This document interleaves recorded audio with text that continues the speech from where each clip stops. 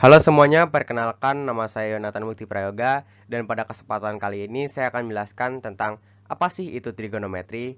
Nah, penasaran kan? Yuk simak lebih lanjut. Pertama-tama, saya akan membagikan beberapa fakta mengenai trigonometri. Awalnya, trigonometri muncul di masa Helenistik pada abad yang ketiga sebelum Masehi, dari penggunaan geometri untuk mempelajari astronomi pada kala itu. Meskipun begitu, keberadaannya sendiri telah dapat dilacak hingga zaman Mesir kuno, Babilonia, serta peradaban lembah Indus sekitar 3000 tahun yang lalu. Aplikasi trigonometri dalam kehidupan mencakup segala bidang seperti astronomi, geografi, teori musik, elektronik, ekonomi, medikal, teknik, dan masih banyak lagi. Jadi dengan trigonometri kita bisa mengukur jarak suatu bintang di angkasa tanpa harus pergi ke sana. Dengan trigonometri kita bisa mengukur sudut ketinggian tebing tanpa harus memanjatnya. Kita juga bisa mengukur lebar suatu sungai tanpa harus menyeberanginya. Bagaimana? Menarik bukan? Dalam trigonometri terdapat istilah-istilah seperti sinus, kosinus, dan tangen. Sebelum mengenal trigonometri lebih dalam, mari kita ketahui definisi dari istilah-istilah tersebut. Dimulai dari sinus. Sinus alfa adalah hasil perbandingan antara sisi depan dan sisi miring segitiga. Sedangkan kosinus alfa adalah hasil perbandingan dari sisi samping dan sisi miring sebuah segitiga. Dan terakhir yaitu tangen yang merupakan hasil dari perbandingan antara sisi depan dan sisi samping dari sebuah segitiga. Sekarang saya akan memberikan beberapa panduan atau sedikit informasi mengenai trigonometri. Yang pertama yaitu segitiga yang digunakan pada trigonometri adalah segitiga siku-siku, dan di dalam segitiga siku-siku tersebut terdapat istilah-istilah khusus yang diberikan pada sisi segitiga tersebut, yaitu sisi depan yang dinamakan dengan D, sisi miring yang dinamakan dengan Mi, dan sisi samping yang dinamakan dengan Sa. Lalu, nilai perbandingan trigonometri suatu sudut dalam segitiga siku-siku akan tetap sama pada segitiga siku-siku lain yang similar, karena semua segitiga siku-siku mempunyai sudut pasti yaitu 90 derajat, dan sisi pada segitiga akan tetap sama pada segitiga similar yang lainnya, yang membuat nilai perbandingan trigonometri akan tetap sama dan tidak berubah. Lanjut kepada rumus untuk mencari sin, cos, dan tan dalam suatu sudut. Yang pertama yaitu sin. Untuk mencari sin diperlukan sisi depan per miring atau D per Mi. Untuk mencari cos diperlukan sisi samping per miring atau Sa per Mi. Dan tan diperlukan sisi depan per samping atau D per Sa. Cara mendapatkan nilai perbandingan sudut istimewa dapat menggunakan rumus Pitagoras. Namun pertama-tama dapat diibaratkan seperti sebuah segitiga sama sisi yang tiap sisinya memiliki panjang satu satuan. Dan masing-masing sudutnya merupakan 60 derajat. Untuk mendapatkan sin 60 derajat, kita perlu membelah segitiga sama sisi tadi menjadi segitiga siku-siku, yang dimana panjang sisi miringnya akan menjadi satu satuan, dan panjang sisi sampingnya akan menjadi setengah satuan karena dibagi dua.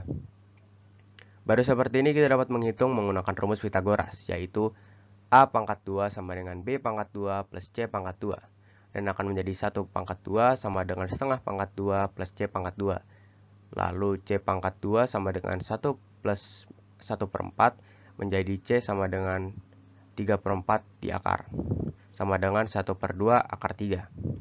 Karena sudah ketemu sisi depannya, maka dapat diketahui sin dari 60 derajat yaitu 1 per 2 akar 3, karena sin sama dengan D per Mi atau sisi depan per sisi miring. Maka sin 60 derajat adalah 1 per 2 akar 3 per 1, sama dengan 1 per 2 akar 3. Pada trigonometri, ada satu lagi aspek yang penting, yaitu kuadran, yang merupakan beberapa daerah pada bidang koordinat kartesius. Mari dengarkan penjelasannya.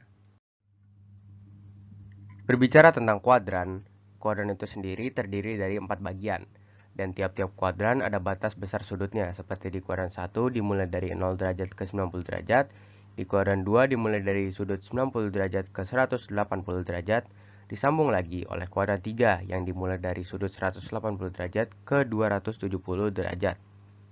Dan diakhiri oleh kuadran 4 yang dimulai dari 270 derajat sampai ke 360 derajat.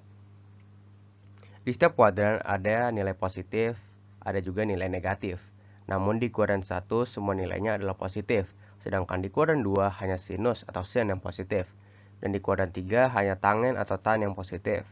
Dan yang terakhir di kuadran 4 hanya cos atau cosinus yang positif. Di dalam kuadran ada yang namanya rumus berubah dan rumus tetap. Di rumus berubah dapat menggunakan bagian dari 90 derajat dan 270 derajat. Di dalam rumus berubah ini diketahui pada kuadran 1 menggunakan cara 90 derajat min alfa dan di kuadran 2 menggunakan cara 90 derajat plus alfa.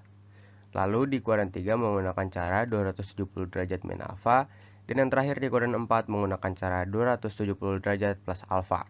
Hal ini dinamakan rumus berubah karena untuk menghitung sin maka outputnya atau hasilnya akan menjadi cos, dan untuk mencari cos maka hasilnya akan menjadi sin, dan untuk mencari tan maka hasilnya akan menjadi cot atau kotangan. Sedangkan untuk rumus tetap menggunakan bagian 180 derajat dan 360 derajat atau 0 derajat. Di dalam rumus ini untuk menghitung nilai yang ada di kuadran 1 dapat menggunakan cara alfa, yang artinya langsung dapat mengetahui alfanya karena berada di antara 0 derajat dan 90 derajat. Dan untuk kuadran 2 dapat menggunakan cara 180 derajat min alfa.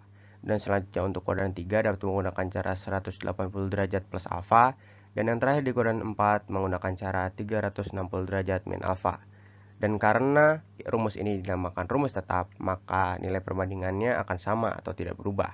Maka sin akan tetap sin, cos akan tetap cos, dan tangan atau tan akan tetap menjadi tangan, tidak akan berubah.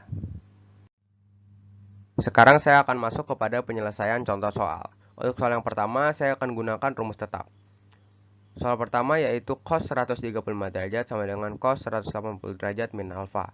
Alfa di sini diketahui adalah 45 derajat karena 180 derajat dikurangin 45 derajat sama dengan 135 derajat. Cos di sini akan menjadi negatif karena saya menggunakan 180 derajat min alfa yang berada di kuadran 2. Hanya sin yang positif dalam kuadran tersebut.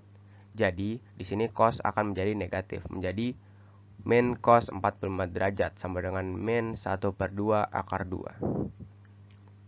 Lanjut kepada rumus yang kedua, yaitu rumus berubah. Untuk soal yang kedua, saya akan menggunakan rumus ini. Tan 240 derajat sama dengan tan 270 derajat kurangin alfa. Alfa di sini adalah 30 derajat, karena 270 derajat dikurangin 30 derajat adalah 240 derajat. Maka tan 30 derajat akan menjadi kotangan 30 derajat, sama dengan akar 3. Untuk nomor 2 akan tetap positif, karena berada di kuadran 3, yang dimana hanya tan atau tangan yang positif. Dan akan berubah karena di rumus berubah diajarkan tangan akan menjadi kotangan. Sekian penjelasan dari saya, terima kasih. Wah, tidak menyangka penjelasan saya mengenai trigonometri dan kuadran berakhir di sini. Semoga yang sudah saya sampaikan dapat bermanfaat bagi kita semua. Terima kasih sudah mendengarkan penjelasan saya. Mohon maaf jika ada salah kata. Sekian terima kasih dan Tuhan Yesus memberkati.